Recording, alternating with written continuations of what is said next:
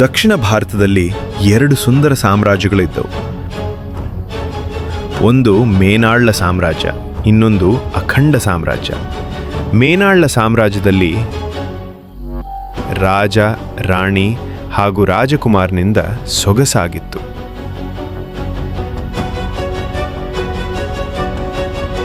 ಮತ್ತು ಅಖಂಡ ಸಾಮ್ರಾಜ್ಯವು ರಾಜ, ರಾಣಿ ಹಾಗೂ ರಾಜಕುಮಾರಿಂದ ಸುಂದರವಾಗಿತ್ತು. ಮೇನಾಳ್ಳ ಸಾಮ್ರಾಜ್ಯ ಹಾಗೂ ಅಖಂಡ ಸಾಮ್ರಾಜ್ಯಗಳು ಪರಸ್ಪರ 2 ಸ್ನೇಹಿ ರಾಜ್ಯಗಳಾಗಿದ್ದವು.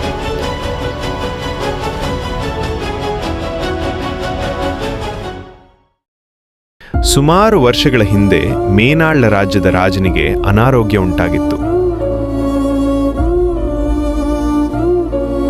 ಮೇನಾಳ್ಳ ರಾಜ್ಯವು ಅಸ್ತವ್ಯಸ್ತವಾಗಿತ್ತು. ಆ ರಾಜ್ಯದ ರಾಣಿಗೂ ಹಾಗೂ ರಾಜಕುಮಾರನಿಗೂ ರಾಜನ ಸ್ಥಿತಿ ನೋಡಿ ಚಿಂತೆಯಾಯಿತು. ಇದನ್ನು ಗಮನಿಸಿದ ಅಖಂಡ ಸಾಮ್ರಾಜ್ಯದ ರಾಜನು ಮೇನಾಳ್ಳದ ರಾಜನನ್ನು ತನ್ನ ರಾಜವೈದ್ಯರಾದ ಮನೋಷಿಗಳ ಬಳಿ ಕರೆದುಕೊಂಡು ಹೋಗಿ ಚಿಕಿತ್ಸೆ ನೀಡಿದನು. ಮೇನಾಳ್ಳ ರಾಜನು ಮತ್ತೆ ಮೊದಲಿನ ಸ್ಥಿತಿಗೆ ಮರಳಿದನು. ಇದನ್ನು ಕಂಡು ಇಡೀ ರಾಜ್ಯವೇ ಸಂಭ್ರಮಿಸಿತ್ತು.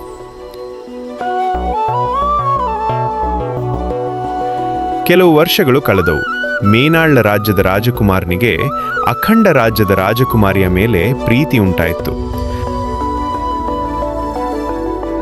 ಆದರೆ ಅವರು ಒಳ್ಳೆಯ ಸ್ನೇಹಿತರಾಗಿದ್ದರು. ಹಾಗೆ ಇವರು ಒಂದೇ ಗುರುಕುಲದಲ್ಲಿ ಓದುತ್ತಿದ್ದರು. ರಾಜಕುಮಾರನಿಗೆ ರಾಜಕುಮಾರಿಯ ಮೇಲೆ ಪ್ರೀತಿ ಹೆಚ್ಚಾಯಿತು.